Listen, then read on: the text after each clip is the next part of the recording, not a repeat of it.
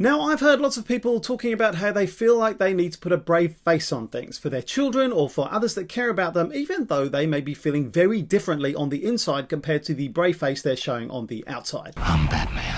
Should you ever just pretend to be happy when you're not? Well, the answer is more complex than you might think. Now, faking happiness doesn't count as happiness, of course. It won't bring all the positive benefits that real happiness will. But when you paste on a smile, there is something at work that is pretty amazing. Facial expressions themselves can actually make us feel. If you wrinkle up your nose and narrow your eyes as if you were really angry, your body will release some adrenaline and your heart rate may speed up as if you were actually angry.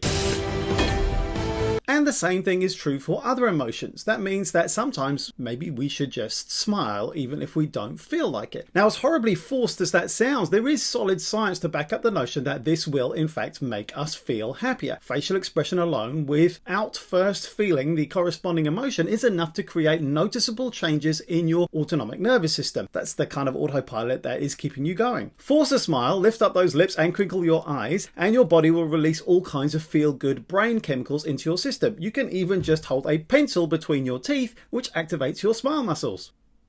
And you'll likely find that your heart rate goes down and you start to feel calmer and happier. One study shows that you'll even find things funnier for a while. I found the pencil clenching trick works, but it makes me drool. I'm not saying that we force ourselves or our children to smile when we're in the thick of bad feelings. When kids are feeling anxious or just pretty rubbish, or yourself too, we need to emotion coach them or ourselves so that they learn to deal with their negative emotions. This means helping them to name the emotions and find ways to express that feeling in a safe way, and for them to start learning skills to help them to move on and become absorbed in activity that will help them hopefully move on to another range of experiences. But if you've dealt with that negative emotion and are ready to feel better, by all means paste on that smile, and that's what you need to do perhaps.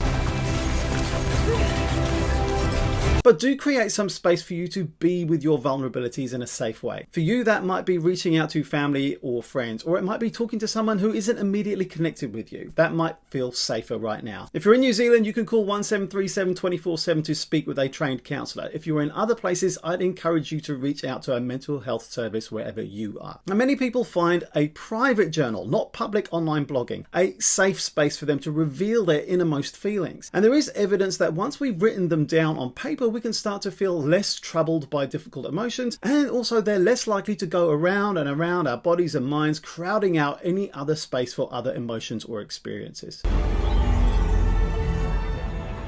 So yes, sometimes it's necessary to put on a brave face. I get it. Just don't forget the fact that even superheroes change out of their costumes and let the mask slip when they're in the company of their trusted besties. Take the time out to do that for yourself too. I'm Saab Johal. I talk with my friends daily to process what's going on for me, and I'm still not going anywhere. Because I'm Batman.